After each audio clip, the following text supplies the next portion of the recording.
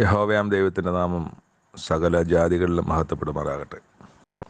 പ്രിയവായന സുഹൃത്തെ, താങ്കൾക്ക് യേശു കർത്താവിൻ്റെ നാമത്തിൽ സ്നേഹവന്ദനം.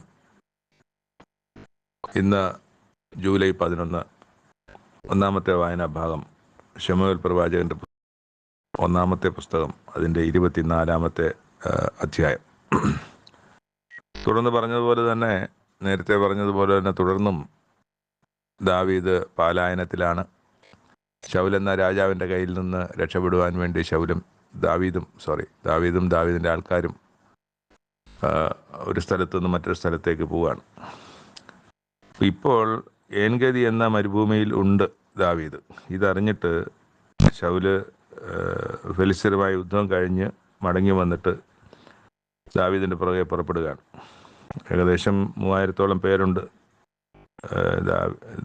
ശൗലിൻ്റെ കൂടെ. അവിടെ ചെന്ന് ഒരു ഗുഹയിൽ കടന്നു ദാവീദ് ഒന്ന് വിശ്രമത്തിനായിട്ട്. പക്ഷേ രസകരമെന്ന് പറയട്ടെ, ഈ ഗുഹയുടെ ഉള്ളിലായിട്ട് ദാവീദിൻ്റെ ആൾക്കാരും ഉണ്ടായിരുന്നു. അവർ നിശബ്ദമായിട്ടിരുന്നു, അറിയിക്കാതെ നിശബ്ദമായിരുന്നു. ഞങ്ങൾ ഇതിനകത്തുണ്ടെന്ന് അറിയിക്കാതെ 600 പേരാണ് അകത്ത്. അതിൻ്റെ പുറകിൽ വാതിക്കലും പുറത്തും അകത്തും എല്ലാം കൂടെ പിന്നെ ഒരു 3000 പേര് ഉണ്ട്. അപ്പം അവിടെ മിണ്ടായിരിക്കുകയല്ലാതെ വേറെ വഴിയില്ല. അവരെല്ലാവരും കൂടെ ഉറക്കമായ സമയത്ത് ദാവീദിൻ്റെ കൂടെയുള്ള ആൾക്കാർ പറയുന്നുണ്ട്, ഇത് ഒരു നല്ല അവസരമാണ്. ഇന്ന് ഈ രാത്രിയിൽ, ഈ സമയത്ത് ദൈവം നിൻ്റെ ശത്രുവിനെ നിൻ്റെ കയ്യിൽ തന്നിരിക്കുകയാണ്. നീ അവനെ കൊല്ലാൻ എളുപ്പമായിരുന്നു. പക്ഷേ ദാവീദ് പറഞ്ഞത്, ദൈവത്തിൻ്റെ അഭിഷിക്തൻ്റെ മേൽ കൈവെക്കാൻ എനിക്കിടവരരുതേ എന്നുള്ളതാണ്. ദൈവത്തിൻ്റെ അഭിഷേക തൈലം ശൗലിൻ്റെ തലമേലുണ്ടെന്നുള്ളത് ദാവീദിന് നന്നായിട്ടറിയാം. അതേ അഭിഷേക തൈലം തന്നെയാണ് ദാവീദിൻ്റെ തലമേലും. ശൗലിൻ്റെ തലയിൽ ആരാണോ ഒഴിച്ചത് ആ ആൾ തന്നെയാണ്, ശമൂവേൽ പ്രവാചകൻ തന്നെയാണ് ദാവീദിൻ്റെ തലമേലും ആ അഭിഷേക തൈലം ഒഴിച്ചത്. പക്ഷേ ശൗലിനെ സംബന്ധിച്ച് അതൊരു വിലയേറിയ കാര്യമായിരുന്നില്ല, ദാവീദിനെ സംബന്ധിച്ചൊരു വിലയുള്ള കാര്യമായിരുന്നു. അതുകൊണ്ട് തന്നെ ഈ അഭിഷിക്തൻ്റെ മേൽ കൈവെക്കാൻ ഇടയാകരുത് എന്ന് വെച്ചിട്ട് ഒന്നും ചെയ്തില്ല. ദാവീദ് തൻ്റെ കൂടെയുള്ളവർ പറഞ്ഞ പോലെ പ്രവർത്തിച്ചില്ല. പക്ഷേ ഒരു കാര്യം ചെയ്തു. അദ്ദേഹത്തിൻ്റെ മേലങ്കിയുടെ അടുത്ത് പോയി ആ മേലങ്കിയുടെ അറ്റം കഷ്ണിച്ച് കയ്യിൽ വെച്ചിരുന്നു, തുണിയുടെ അറ്റം. അവരവിടെ നിന്ന് നേരം വെളുത്തപ്പോഴായിരിക്കും അവിടുന്ന് പുറപ്പെട്ട് പോയി കുറേ ദൂരം നടന്നു ചെന്നപ്പോൾ ദാവീദും ആൾക്കാരും ഒക്കെ അതിൻ്റെ വാതിക്കൽ വന്നു. എന്നിട്ട് ശൗൽ രാജാവിനെ വിളിച്ചു. ശൗൽ രാജാവെ എന്ന് നോക്കിയപ്പോഴത്തേക്ക് തിരിഞ്ഞു നോക്കിയപ്പം ദാവീദിനെ കാണുന്നു. ദാവീദ് അവിടെ നിന്ന് സാഷ്ടാംഗം വീണ് നമസ്കരിക്കുന്നു. ദാവീദ് പറയുകയാണ്, നീ എന്നെ, ഒരു നിസ്സാരനായ എന്നെ അന്വേഷിച്ച് വരുന്നത് ഞാൻ നിനക്കൊരു ദോഷവും ചെയ്തിട്ടില്ല, കാര്യങ്ങളൊക്കെ പറയുന്നുണ്ട്. അപ്പം അവിടെ വെച്ച് ഞാൻ എനിക്ക് നിന്നെ കൊല്ലാൻ തക്കവണ്ണം എൻ്റെ അടുക്കൽ കിട്ടിയതാണ്. എന്നിട്ട് എൻ്റെ കൂടെ ഉള്ളവർ നിന്നെ കൊല്ലാൻ പറയുകയും ചെയ്തു. ദൈവത്തിൻ്റെ അഭിഷിക്തൻ്റെ മേൽ കൈവെക്കാൻ ഞാൻ തുനിയുകയില്ല, ഞാൻ ഒരിക്കലും നിന്റെ മേൽ കൈവെക്കുകയില്ല എന്ന് അവിടെ നിന്ന് വിളിച്ചു പറയുകയും അതിന് തെളിവിനായിട്ട് തൻ്റെ കയ്യിലിരിക്കുന്ന ശൗലിൻ്റെ മേലങ്കിയുടെ അറ്റം, മുറിച്ചെടുത്ത അറ്റം കാണിച്ചു കൊടുക്കുകയും ചെയ്തു. അപ്പോൾ മനസ്സിലായി, ആ മേലങ്കിയുടെ അടുത്ത് വരെ വരാൻ കഴിഞ്ഞെങ്കിൽ കൊല്ലാനും വളരെ എളുപ്പമായിരുന്നു തന്നെ എന്നുള്ള തിരിച്ചറിവ് ശൗലിന് ലഭിക്കുകയാണ്. ശൗൽ അവിടെ വെച്ച് നിലവിളിച്ച് കരയുന്നുണ്ട്, എൻ്റെ മകനെ ദാവീദേ, ഇത് നിൻ്റെ ശബ്ദമോ? പിന്നെ ദാവീദിനോട് പറഞ്ഞ് പൊട്ടിക്കരഞ്ഞു, നീ എന്നേക്കാൾ നീതിമാൻ, ഞാൻ നിനക്ക് തിന്മ ചെയ്തു, നീ എനിക്ക് പകരം നന്മ ചെയ്തിരിക്കുന്നു. യഹോവ എന്നെ നിൻ്റെ കയ്യിൽ ഏൽപ്പിച്ചിട്ടും നീ എന്നെ കൊല്ലാതെ വിട്ടതിനാൽ നീ എനിക്ക് ഗുണം ചെയ്തതായി ഇന്ന് കാണിച്ചിരിക്കുന്നു. ശത്രുവിനെ കൈ കിട്ടി ആരെങ്കിലും വെറുതെ വിടുമോ? എന്നിട്ടും നീ നിൻ്റെ ശത്രുവായ എനിക്കെതിരെ നീ നന്മ ചെയ്തിരിക്കുന്നു. എന്നിട്ട് പറയുന്ന 1-2 കാര്യങ്ങളാണ് പ്രധാനപ്പെട്ടത്. നീ രാജാവാകും, ഇസ്രായേൽ രാജാത്വം നിൻ്റെ കയ്യിൽ സ്ഥിരമാകും എന്ന് ഞാൻ അറിയുന്നു. ആകയാൽ മുമ്പ് യോനാഥാൻ ദാവീദിനോട് ഒരു ഉടമ്പടി ചെയ്തതുപോലെ ഇവിടെ ശൗലും അതുപോലെ ഉടമ്പടി പറയുകയാണ്. ആകയാൽ നീ എൻ്റെ ശേഷം എൻ്റെ സന്തതിയെ നിർമൂലമാക്കി എൻ്റെ പിതൃഭവനത്തിൽ നിന്ന് മായ്ച്ചു കളയുകയില്ല എന്ന് യഹോവയുടെ നാമത്തിൽ ഇപ്പോൾ എന്നോട് സത്യം ചെയ്യണം. അതാണ് അങ്ങനെ ഒരു നേട്ടം ഈ സംഭവത്തോടുകൂടി ശൗലിനുണ്ടായി എന്നുള്ളതാണ്. ശൗലിൻ്റെ കുടുംബത്തെ രക്ഷിച്ചെടുക്കാൻ, ദാവീദിൻ്റെ കയ്യിൽ നിന്ന് ഇനിയും ദാവീദിൻ്റെ കയ്യിൽ നിന്ന് മാത്രമല്ല, ആ കാലത്ത് വേറെ ആരെങ്കിലും യുദ്ധത്തിന് വന്നാൽ പോലും ദാവീദ് അവർക്ക് വേണ്ടി പ്രതിക്രിയ ചെയ്ത് സഹായത്തിനായിട്ട് ഓടിയെത്തും എന്നുള്ള ഒരു ഉറപ്പ് ദാവീദിൻ്റെ പക്കൽ നിന്ന് വാങ്ങിക്കുവാൻ ശൗലിന് കഴിഞ്ഞു എന്നുള്ളത് അതാ ഞാൻ പറഞ്ഞ വളരെ പ്രധാനപ്പെട്ട ഒരു കാര്യമാണ്. ഈ സംഭവത്തിൻ്റെ പശ്ചാത്തലത്തിൽ അല്ലെങ്കിൽ സംഭവത്തിൻ്റെ തുടർച്ചയായി സാധിച്ചു എന്നുള്ളത് നിസ്സാര കാര്യമല്ല. ദാവീദ് അത് സമ്മതിക്കുകയും ചെയ്തു. ദാവീദ് സത്യം ചെയ്തു, ശൗലിനോട് സത്യം ചെയ്തു. ശൗല് കൊട്ടാരത്തിലേക്ക് പോയി, ദാവീദും അവൻ്റെ ആളുകളും ദുർഗത്തിലേക്കും പോയി. അപ്പം ഇവിടെ കാണുന്നത് ദാവീദിൻ്റെ ശ്രേഷ്ഠമായ ഒരു സ്വഭാവമാണ്. അപ്പം നമ്മളെല്ലാവരും തന്നെ സത്യവിശ്വാസത്തിൽ യേശുക്രിസ്തുവിലൂടെ ദൈവത്തിലേക്ക് വന്ന മക്കളായിരിക്കും. നമ്മൾ ഓരോരുത്തരും തന്നെ ദൈവത്തിൻ്റെ അഭിഷിക്തന്മാരാണ്. നമ്മൾ ഓരോരുത്തരും യേശുക്രിസ്തുവാണ്. സ്ത്രീയെന്നോ പുരുഷനെന്നോ വ്യത്യാസമില്ലാതെ നമ്മൾ ഓരോരുത്തരും യേശുക്രിസ്തുവാണ്. എന്നാൽ നമ്മൾ ദാവീദ് ശൗലിൽ കണ്ടതുപോലെ ഒരു അഭിഷിക്തനെ നമ്മൾ തമ്മിൽ കാണുന്നുണ്ടോ? നമ്മൾ തമ്മിൽ ഒരു യേശുവിനെ കാണുന്നുണ്ടോ? ഇതൊക്കെയാണ് ഇവിടുത്തെ ഈ സംഭവമായിട്ട് ബന്ധപ്പെട്ട്, ദാവീദിൻ്റെ സ്വഭാവമായിട്ട് ബന്ധപ്പെട്ട് നമുക്ക് നമ്മളിലുണ്ടോ എന്ന് പരിശോധിക്കേണ്ട സ്വഭാവവിശേഷം, വ്യത്യസ്തത എന്നുള്ളതാണ്. അപ്പോൾ അത് നമ്മൾ പരിശോധിക്കുകയും ഇല്ല എന്നുണ്ടെങ്കിൽ നമ്മൾ ആ ഒരു സ്വഭാവത്തിലേക്ക് മടങ്ങി വരികയും ആ ഒരു ഹൃദയത്തിലേക്ക്, നമ്മുടെ മനസ്സിലേക്ക് ആവാഹിക്കുകയും ആ മനസ്സോടുകൂടി ജീവിക്കുകയും ചെയ്യേണ്ടതാണ് എന്നുള്ളതാണ്. നമ്മൾ നമ്മുടെ സഹോദരിയെ ക്രിസ്തുവായിട്ട് കാണണം. നമ്മളെപ്പോലെ തന്നെയുള്ള അഭിഷേക തൈലം അവൻ്റെ തലയിലും ഉണ്ടെന്ന് നമ്മൾ മനസ്സിലാക്കണം. അവനെ കുറ്റം പറയാനും വിധിക്കുവാനും നമ്മൾ പോകാനിടയാകരുത്. അവന് ദോഷമുണ്ടാകുന്ന ഒരു കാര്യം, അവൾക്ക് ദോഷമുണ്ടാകുന്ന ഒരു കാര്യം നമ്മൾ ചെയ്യാൻ പാടില്ല. ഇതൊക്കെയും ദാവീദിൻ്റെ ഈ പ്രവൃത്തിയിലൂടെ നമ്മൾ മനസ്സിലാക്കേണ്ട. യേശുക്രിസ്തുവിനെ വെച്ചിരിക്കുന്ന യേശുക്രിസ്തു ഒരു വലിയ മാതൃകയാണ് നമ്മളെപ്പോഴും പറയേണ്ടത്. അതുപോലെ തന്നെ യേശുക്രിസ്തു മാത്രമല്ല, ദാവീദ് ഉൾപ്പെടെ പലരും ഇതിനകത്ത് നമുക്ക് മാതൃകയാണ്. അപ്പം ഇവിടെ ഇത്തരം കാര്യങ്ങൾ ഒന്നും ചിലപ്പോൾ യേശുക്രിസ്തുവിൻ്റെ ജീവിതത്തിൽ സംഭവിച്ചിട്ടുണ്ടാകത്തില്ല. യേശുക്രിസ്തു ഇത്തരം മാതൃക ചെയ്യേണ്ട ഒരു സാഹചര്യം ഉണ്ടായിട്ടുണ്ടാകത്തില്ല. പക്ഷേ അത് അവസരം ലഭിച്ച മറ്റുള്ളവരുണ്ട്. അവരുടെ മാതൃകകൾ ദാവീദിനെ പോലെ നമ്മുടെ മുമ്പിലുണ്ട്. അത് നമ്മൾ പകർത്തുക. അത് ദൈവത്തിനും ക്രിസ്തുവിനും പ്രസാദകരമാവും, സന്തോഷകരമാവും. നമ്മളെക്കുറിച്ചുള്ള നല്ല മനസ്സ് അവർക്ക് രണ്ടുപേർക്കും മനസ്സിലുണ്ടാകും. അത് നമ്മുടെ നിത്യജീവൻ്റെയും അതുപോലെ തന്നെ ദൈവരാജ്യത്തിൻ്റെയും പ്രവേശനത്തിന് എളുപ്പമായി തീരും എന്നുള്ളത് കൂടെ ഈ സമയം പറഞ്ഞുകൊള്ളട്ടെ. രണ്ടാമത്തെ വായനാഭാഗം യിരെമ്യാ പ്രവാചകൻ്റെ പുസ്തകം 1-ാം അധ്യായം. അധ്യായത്തിലേക്ക് കിടക്കുന്നതിന് മുമ്പ് ഇന്ന് മുതൽ നമ്മൾ യിരെമ്യാ പ്രവാചകൻ്റെ പുസ്തകത്തിലാണ് വായന തുടങ്ങുന്നത്. യിരെമ്യാ പ്രവാചകൻ്റെ പുസ്തകം അതിൻ്റെ ഒരു ചരിത്രപരമായ ക്രമം അനുസരിച്ചാണെങ്കിൽ നമ്മൾ ഇപ്പം യെശയ്യാ പ്രവാചകൻ്റെ പ്രവചനം കഴിഞ്ഞു. യെശയ്യാ പ്രവാചകൻ്റെ പ്രവചനം അവസാനിക്കുന്ന ഹിസ്കിയാവ്, 4 രാജാക്കന്മാർ, അതിൽ അവസാനത്തെ രാജാവ് ഹിസ്കിയാവിൻ എന്ന രാജാവിൻ്റെ കാലത്തോടു കൂടിയാണ്. അത് കഴിഞ്ഞിട്ട് ഹിസ്കിയാ രാജാവിന് ശേഷം മനശ്ശെക്ക് ശേഷം ആമോന് ശേഷം യോശിയാവ്. അപ്പോൾ യോശിയാവിൻ്റെ രാജാവിൻ്റെ കാലത്താണ് യിരെമ്യാ പ്രവാചകൻ്റെ പ്രവചന ശുശ്രൂഷ തുടങ്ങുന്നത്. അപ്പം നമ്മളിവിടെ കാണുന്നത് മനശ്ശെയുടെ 55 വർഷം, ശേഷം ആമോൻ്റെ 2 വർഷം, അങ്ങനെ 57 വർഷം. പിന്നെ നമ്മൾ ഈ പുസ്തകത്തിൽ ആദ്യം വായിക്കുന്നത് യോശിയാവിൻ്റെ കാലത്ത് അവൻ്റെ വാഴ്ചയുടെ 13-ാം വർഷം. അപ്പം 57, 13, 70. അപ്പം ഹിസ്കിയാ രാജാവിന് ശേഷം, അല്ലെങ്കിൽ ഏകദേശം യെശയ്യാ പ്രവാചകൻ്റെ പ്രവചനത്തിന് ശേഷം 70 വർഷം കഴിഞ്ഞിട്ടാണ് യിരെമ്യാ പ്രവാചകൻ്റെ പ്രവാചക ശുശ്രൂഷ ആരംഭിക്കുന്നത്. അത് നമുക്ക് ഈ യെശയ്യാ പ്രവാചകൻ്റെ പ്രവചനം പോലെ തന്നെ ദീർഘമായ ഒരു പുസ്തകം തന്നെയാണിതും. ഇതിൽ 52 അധ്യായത്തോളം, 52 അധ്യായം, 52 അധ്യായമാണ് ഇതിനകത്ത് ഉള്ളത്. അത് കഴിഞ്ഞിട്ട് ശേഷം ഈ 52 അധ്യായം കഴിഞ്ഞിട്ട് വിലാപങ്ങൾ എന്നൊരു പുസ്തകമുണ്ട്. ആ വിലാപങ്ങൾ എന്ന പുസ്തകവും യിരെമ്യാ പ്രവാചകനാണ് എഴുതിയിരിക്കുന്നത്. അതൊരു 5 അധ്യായങ്ങളുള്ള പുസ്തകമാണ്. അപ്പോൾ 2 പുസ്തകങ്ങളും യിരെമ്യാ പ്രവാചകൻ്റെ പുസ്തകങ്ങളാണ്.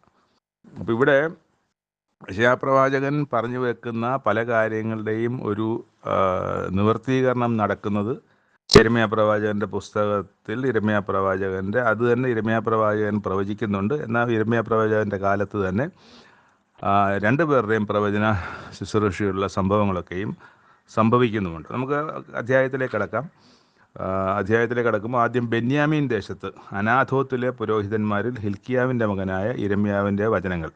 അപ്പം നമ്മൾ യോശുവായുടെ പുസ്തകം 21-ാം അധ്യായം പരിശോധിക്കുകയാണെങ്കിൽ ഈ അനാഥോത്ത് അന്ന് ഈ സങ്കേത നഗരങ്ങളായി കൊടുത്ത പുൽപ്രദേശങ്ങളൊക്കെ വരുന്ന അനാഥോത്തൊക്കെ അവിടെ വരുന്നതാണ്. അപ്പോൾ അവിടെ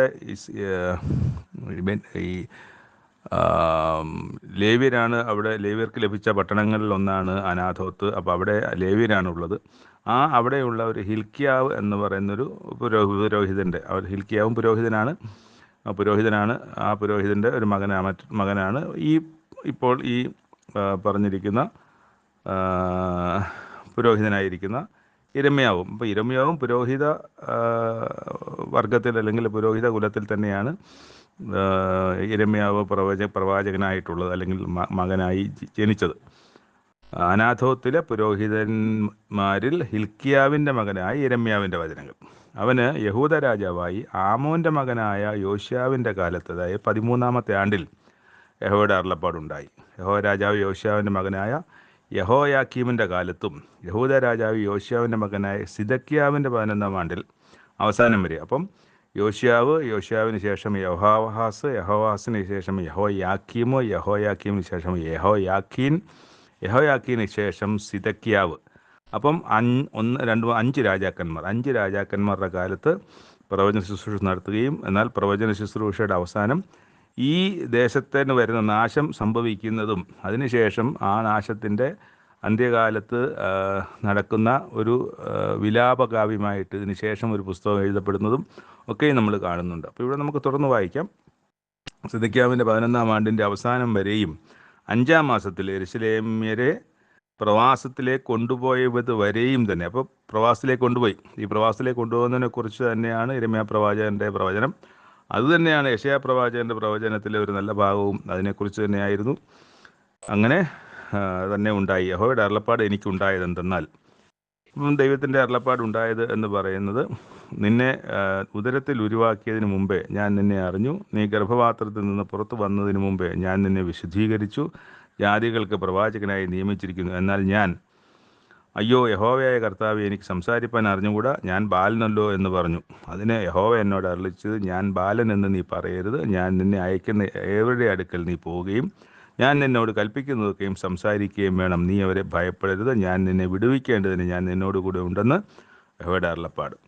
അപ്പോൾ ഇതാണ് സംഭവിച്ചത്. എന്നിട്ട് ദൈവം അവൻ്റെ വായിലൊന്ന് തൊട്ടു, ഞാൻ എൻ്റെ വചനങ്ങളെ നിൻ്റെ വായിൽ തന്നിരിക്കുന്നു, നോക്കുക, നിർമൂലമാക്കുവാനും പൊളിപ്പാനും നശിപ്പാനും ഇടിച്ചു കളവാനും പണിവാനും നടുവാനും ഞാൻ നിന്നെ ഇന്ന് ജാതികളുടെ മേലും രാജ്യങ്ങളുടെ മേലും ആക്കി വച്ചിരിക്കുന്നു എന്ന് ദൈവം കൽപ്പിക്കുകയാണ്. അപ്പോൾ ഇത് അരുളപ്പാട് പറഞ്ഞ് പ്രവാചകനായിട്ട് വേർതിരിക്കുമ്പം, പ്രവാചകനായി വേർതിരിക്കപ്പെടേണ്ട യിരെമ്യാവ് എന്ന മനുഷ്യൻ പറയുകയാണ്, ഞാൻ ബാലനാണ് എന്നൊക്കെ പറഞ്ഞ് ഒഴിയാൻ നോക്കുന്നുണ്ട്. പക്ഷേ നീ അങ്ങനെ ഒഴിയരുത്. ഞാൻ നിന്നെ എവിടെ അയക്കുന്നു നീ എവിടെ പോകണം, ഞാൻ നിന്നോട് ആരോട് കൽപ്പിക്കുന്നു അവരോട് നീ സംസാരിക്കുകയും വേണം. അപ്പം നീ എവിടെയാണോ അയക്കപ്പെടുന്നത് അവിടെ പോകണം. ആരോട് പറയാൻ പറയുന്നു അത് പറയുന്ന കാര്യം അതുപോലെ പറയുകയും വേണം. ഇത് രണ്ടുമാണ് അദ്ദേഹത്തെ ഏൽപ്പിക്കുന്നത്. ഇതാണ് അതിനകത്ത്. ഇത് നമുക്ക് ഇടയ്ക്ക് വീണ്ടും ഈ കാര്യം ഇടയ്ക്ക് കാണുകയും ചെയ്യാം. ഈ ഒരു കാര്യം അയക്കുന്നിടത്ത് പോകുന്നതിനെ സംബന്ധിച്ചും അവിടെ ചെന്ന് സംസാരിക്കുന്ന കാര്യത്തെ സംബന്ധിച്ച്. അത് കഴിഞ്ഞിട്ട് 14-ാമത്തെ, വടക്ക് നിന്ന് ദേശത്തിലെ സർവ്വനിവാസികൾക്ക് അനർത്ഥം വരും. അപ്പോൾ അതൊരു പ്രവചനമാണ്. ഇത് ജനത്തോട് പറയണമെന്നാണ്.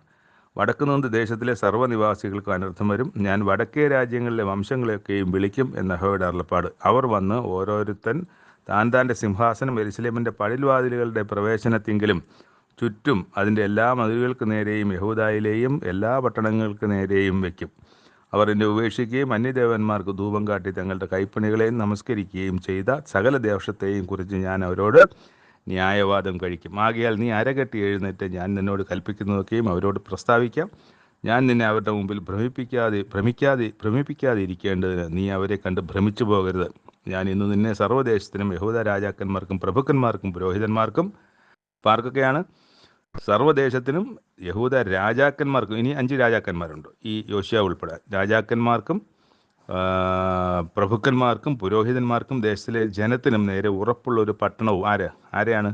ആരെയാണ് ഈ യിരെമ്യാ പ്രവാചകനെ ഉറപ്പുള്ള ഒരു പട്ടണവും ഇരുമ്പു തൂണും താമര മതിലുകളുമാക്കിയിരിക്കുന്നു ഒരു മനുഷ്യനെ. അവർ നിന്നോട് യുദ്ധം ചെയ്യും, നിന്നെ ജയിക്കുകയില്ല താനും, നിന്നെ രക്ഷിപ്പാൻ ഞാൻ നിന്നോട് കൂടെ ഉണ്ട് എന്ന് യഹോവയുടെ അരുളപ്പാട്.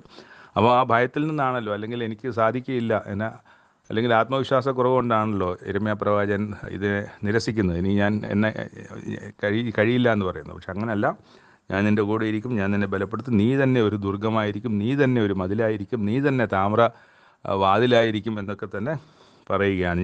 അവർ നിന്നോട് യുദ്ധം ചെയ്യും, നിന്നെ ജയിക്കുകയില്ല, ഞാൻ നിന്നോട് കൂടെ ഉണ്ട് എന്ന്. അതാണ് ഒരു ഉറപ്പ്, ദൈവത്തിൻ്റെ ഉറപ്പ് യിരെമ്യാ പ്രവാചകൻ ലഭിക്കുന്നത്. പക്ഷേ യിരെമ്യാ പ്രവാചകൻ ശക്തനായൊരു പ്രവാചകനായി തന്നെ മുന്നോട്ട് പോകുന്നതാണ് നമുക്ക് വരുന്ന അധ്യായങ്ങളിൽ കാണാൻ കഴിയുന്നത്. 16-ാമത്തെ അധ്യായത്തിലെത്തുമ്പം വിവാഹം കഴിക്കാനോ പുത്രനോ പുത്രിയോ ഒന്നും പാടില്ല എന്നൊക്കെ പറഞ്ഞ് വേർതിരിക്കുന്നത് നമുക്കറിയാം. അത് 16-ാം അധ്യായത്തിൽ നമുക്ക് കാണാൻ കഴിയുന്നുള്ളൂ. പക്ഷേ അങ്ങനെ ഒരു വേർതിരിക്കപ്പെട്ട ഒരു പ്രവാചകനായി ആണ് യിരെമ്യാ പ്രവാചകൻ. യിരെമ്യാ പ്രവാചകന് ഭാര്യയും മക്കളും ഒന്നും ഇല്ലായിരുന്നു എന്നുള്ളതാണ്. അതുപോലെ തന്നെ 25-ാം അധ്യായത്തിലാണ് ഈ ബാബേൽ പ്രവാസത്തെക്കുറിച്ച് പറയുന്ന 70 വർഷം നിങ്ങൾ ബാബേലിലേക്ക് കൊണ്ടുപോകുമെന്നും 29-ാം അധ്യായത്തിൽ 70 വർഷം കഴിഞ്ഞ ശേഷം നിങ്ങളെ ഞാൻ തിരിച്ച് ബാബേലിൽ നിന്ന് ഇവിടേക്ക് മടക്കി വരുത്തും എന്നുമൊക്കെ പറയുന്ന ശക്തമായ പ്രവചനം. അത് സംഭവിക്കുന്നത് ഇദ്ദേഹത്തിൻ്റെ കാലത്ത് തന്നെയാണെന്നുള്ളതാണ് അതിൽ പറഞ്ഞ കാര്യം. യെശയ്യാ പ്രവാചകൻ പല കാര്യങ്ങളും പറഞ്ഞിട്ട് ആ കാലത്ത് അത് സംഭവിക്കുന്നില്ല. പക്ഷേ യിരെമ്യാ പ്രവാചകൻ പറയുന്ന കാര്യങ്ങൾ യിരെമ്യാ പ്രവാചകൻ്റെ കാലത്ത് തന്നെ സംഭവിക്കുകയും ഞാൻ പറഞ്ഞത് സംഭവിച്ചു എന്ന് ജനത്തിൻ്റെ മുമ്പിൽ സാക്ഷ്യമായിരിക്കാൻ, താൻ തന്നെ ഒരു സാക്ഷിയായിരിക്കുവാൻ, ജനവും അതിന് സാക്ഷിയായിരിക്കാൻ തക്കവണ്ണം ഇടയായി എന്നുള്ളതാണ് യിരെമ്യാ പ്രവാചകൻ ശുശ്രൂഷയുടെ യിരെമ്യാ പ്രവാചകൻ ഉണ്ടാകുന്ന ഒരു മെച്ചം എന്നതുകൂടി ആണ് അതിനകത്തെ കാര്യം. നമുക്ക് നാളെ പുതിയ അധ്യായങ്ങളിലേക്ക് കടക്കുമ്പോൾ കൂടുതൽ കാര്യങ്ങളിലേക്ക് നമുക്ക് കാണാൻ പറ്റും. Thank you. 3-ാമത്തെ വായനാഭാഗം മത്തായിയുടെ സുവിശേഷം 12-ാം അധ്യായം. യേശുക്രിസ്തുവിൽ കുറ്റം കണ്ടെത്താൻ വേണ്ടി പരീശന്മാരും ശാസ്ത്രിമാരുമൊക്കെ പുറകെ നടക്കുകയും പലരെ അവരെ ഏർപ്പാടാക്കുകയൊക്കെ ചെയ്യുന്നുണ്ട്. യേശുക്രിസ്തുവിൽ ആരോപിക്കപ്പെട്ട 2 പ്രധാന കുറ്റങ്ങളാണ്. ഒന്ന്, ശബത്തിനെ മാനിക്കുന്നില്ല, ശബത്തിനെ ലംഘിക്കുന്നു. അതുപോലെ ദൈവത്തെ തന്നോട് സമനാക്കുന്നു. ഈ 2 കുറ്റങ്ങളാണ്. അതിലൊരു കുറ്റമാണ് നമ്മളിവിടെ വായിക്കുന്നത്. അപ്പോൾ ഇവർ ശിഷ്യന്മാരുമൊക്കെ ആയിട്ട് കൂടിപ്പോയപ്പോൾ വിശന്നിട്ട് കതിര് പറിച്ചു തിന്നു വയലിൽ. അത് ശബത്തിൽ വിഹിതമല്ലാത്ത ചെയ്യുന്നു എന്ന് പറഞ്ഞു.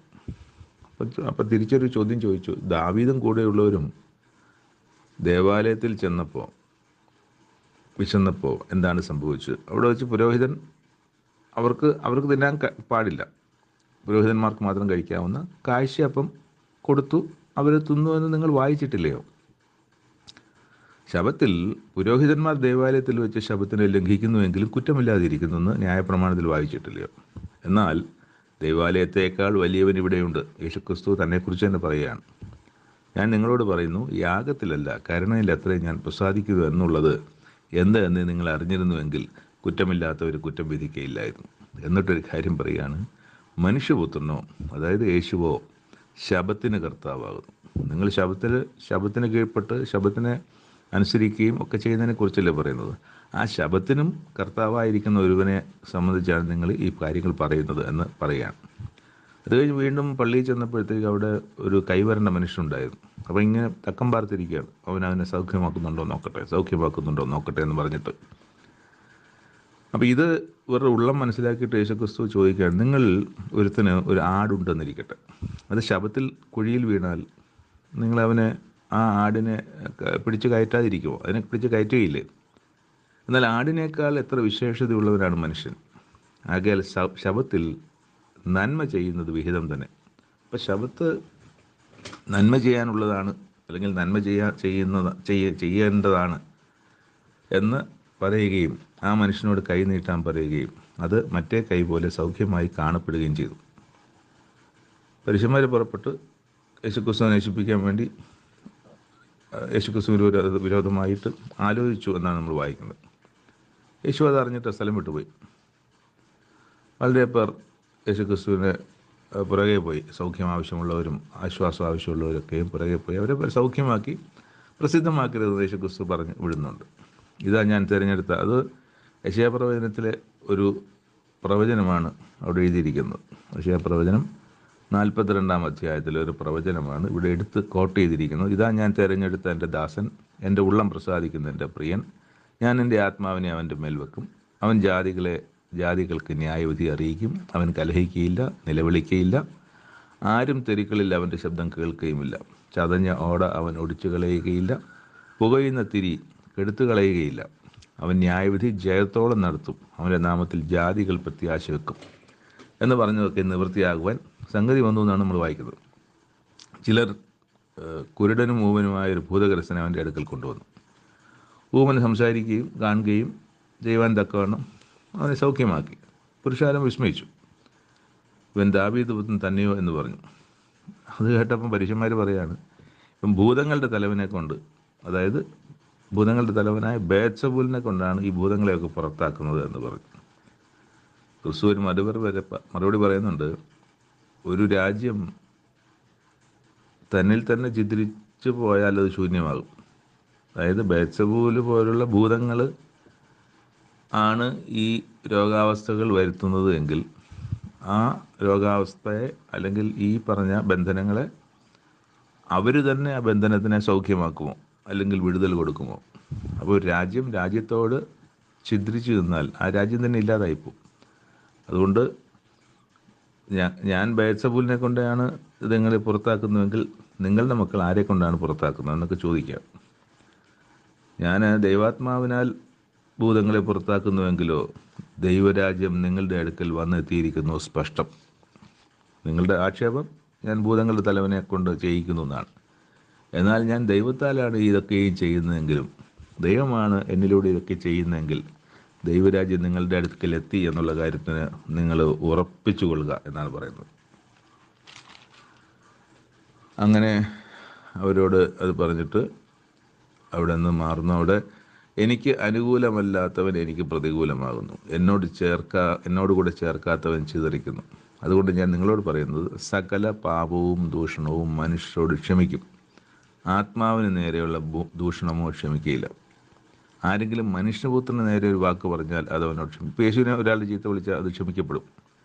എന്നാൽ യേശു പറയുന്ന കാര്യങ്ങളെ സംബന്ധിച്ച് പരിശുദ്ധാത്മാവിന് നേരെ പറഞ്ഞാൽ, പരിശുദ്ധാത്മാവിനാൽ ആണ് അല്ലെങ്കിൽ ദൈവത്തിൻ്റെ ആത്മാവ് എനിക്ക് പകർന്നു തരുന്ന കാര്യങ്ങളെ ഞാൻ പറയുമ്പോൾ അത് എതിർത്താൽ, അതിന് എതിര് പറഞ്ഞാൽ, പരിശുദ്ധാത്മാവിന് നേരെ പറഞ്ഞാലോ ഈ ലോകത്തിനും വരുവാനുള്ളതിലും അവനോട് ക്ഷമിക്കുകയില്ല. ഈ വചനപുസ്തകം നമുക്കറിയാം പരിശുദ്ധാത്മാവിനാൽ എഴുതപ്പെട്ടതാണ്, അല്ലെങ്കിൽ പരിശുദ്ധാത്മ നിയോഗം പ്രാപിച്ചിട്ട് മനുഷ്യ എഴുതിയതാണ്. അപ്പോൾ അങ്ങനെ ദൈവത്താൽ എഴുതപ്പെട്ട ദൈവം മനുഷ്യരെ, വിശ്വസ്തന്മാരെ, പ്രവാചകന്മാരെ, തൻ്റെ ഭക്തന്മാരെ അവരോട് പറഞ്ഞ് അവരെ പ്രേരിപ്പിച്ച് എഴുതിപ്പിച്ചതാണ് ഈ വചനങ്ങളെല്ലാം. ഈ വചനം നമുക്ക് വെളിപ്പാട് പുസ്തകം അവസാനം എത്തുമ്പോഴത്തേക്ക് നമ്മൾ കാണുന്നുണ്ട്, ഈ വചനത്തിൽ നിന്ന് എന്തെങ്കിലും മാറ്റാൻ ശ്രമിച്ചാൽ, ഈ വചനത്തോട് എന്തെങ്കിലും കൂട്ടാൻ ശ്രമിച്ചാൽ അവൻ ശപിക്കപ്പെട്ടവനാണ്, അല്ലെങ്കിൽ അവൻ ശിക്ഷിക്കപ്പെടേണ്ടവനാണ്, അവൻ കുറ്റമാണ് ചെയ്യുന്നതെന്ന് പറയുന്നുണ്ട്. അപ്പോൾ ഈ വചനത്തോട് ഒന്നും കൂട്ടാനോ ഇതിൽ നിന്നൊന്നും കുറച്ച് മാറ്റാനോ പാടില്ല. ഒരു വള്ളിയോ പുള്ളിയോ നമുക്ക് മാറ്റാനുള്ള സ്വാതന്ത്ര്യമോ അധികാരമോ അവകാശമൊന്നും നമുക്കില്ല. അപ്പോൾ ഇത് ദൈവത്താൽ എഴുതപ്പെട്ട, ഇതിനെ ദൈവം വെച്ചിരിക്കുന്ന അതേ ഒരർത്ഥത്തിലും അതേ വാക്കുകളാൽ തന്നെയാണ് ഇത് നമ്മൾ വായിക്കേണ്ടതും അറിയേണ്ടതും. അപ്പോൾ ഇത് ട്രാൻസ്ലേഷനിലൊക്കെ ഒരുപാട് പ്രശ്നങ്ങൾ വന്നിട്ടുണ്ട്. അതൊക്കെ എങ്ങനെയാണ് ദൈവം കൈകാര്യം ചെയ്യാൻ പോകുന്നതെന്ന് എനിക്കറിയില്ല. എന്നാൽ വചനം പറയുന്നത് ഈ ഇതിൽ നിന്ന് ഒരു കൂട്ടുകയോ കുറയ്ക്കുകയോ ചെയ്യരുതെന്നാണ്. എന്നാൽ അത് ചെയ്യുന്നവന് അതിൻ്റെതായ കുറ്റവും ശിക്ഷയും ഉണ്ട്. അപ്പോൾ അങ്ങനെ ഉള്ള ഈ വചനത്തിനെ നമുക്ക് പരിശുദ്ധാത്മാവിനാൽ എഴുതപ്പെട്ട ഈ ഇതിലെ ഈ വാക്യങ്ങൾ, ആശയങ്ങൾ, ദൈവിക അരുളപ്പാടുകൾ ഒക്കെയും എതിരായിട്ട് നമ്മൾ ആശയങ്ങൾ പറഞ്ഞാൽ, ഇപ്പം ദൈവം ആരാണെന്ന് ഈ പുസ്തകത്തിൽ പറഞ്ഞിരിക്കുമ്പോൾ ദൈവം മറ്റാരൊക്കെയോ ആണെന്ന് പല സമൂഹങ്ങളും ബൈബിൾ കൊണ്ടു നടന്നിട്ട് ദൈവം ആരാണ് ദൈവം എന്നുള്ളത് അന്വേഷിക്കുമ്പോൾ ദൈവത്തെ സംബന്ധിച്ച് ബൈബിളിൽ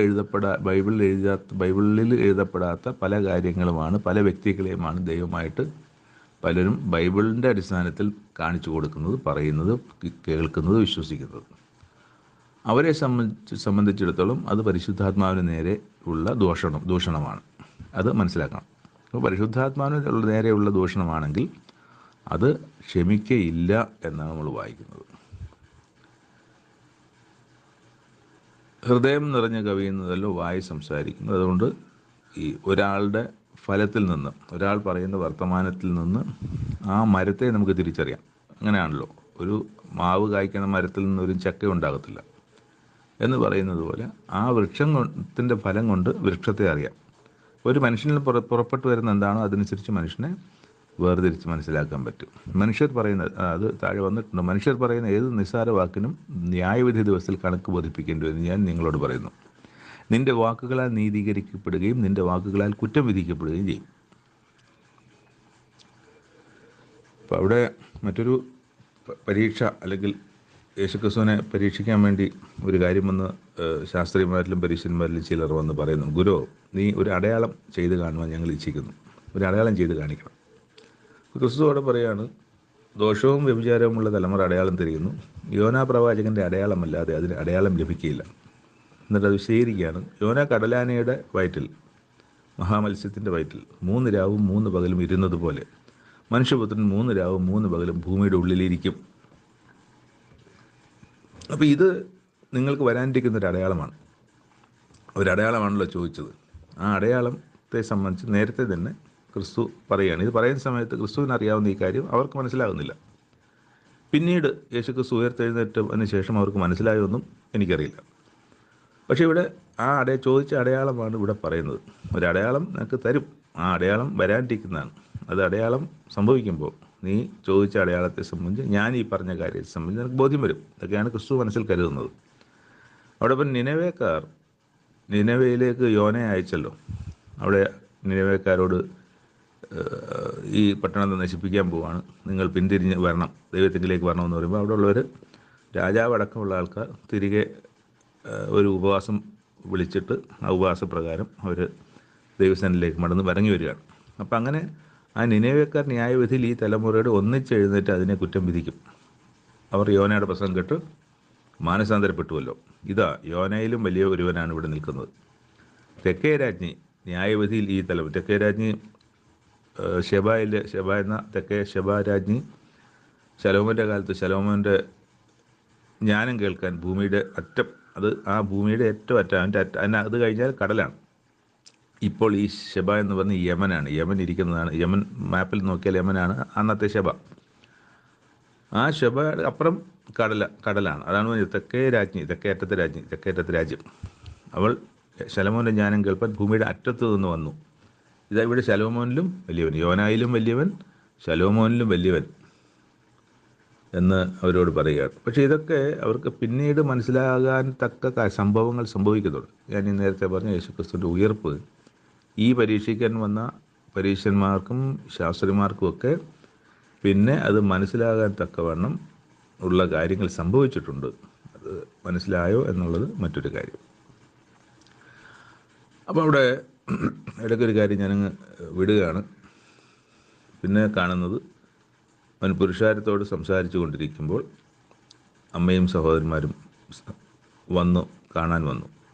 നിൻ്റെ അമ്മയും സഹോദരന്മാരും വന്നിരിക്കുന്നു എന്ന് പറയുന്നു യേശു ക്രിസ്തുവിനോട്. അപ്പോൾ ക്രിസ്തുവോട് മറുപടി പറയുന്നുണ്ട്, എൻ്റെ അമ്മ ആർ, എൻ്റെ സഹോദരന്മാരാർ. ആരാണ് എൻ്റെ അമ്മയും എൻ്റെ സഹോദരന്മാരും? ഇവിടെ ശിഷ്യന്മാർ നേരെ കൈ നീട്ടിയിട്ട് പറയുകയാണ്, ഇതാ എൻ്റെ അമ്മയും എൻ്റെ സഹോദരന്മാരും ഇവരാണ്.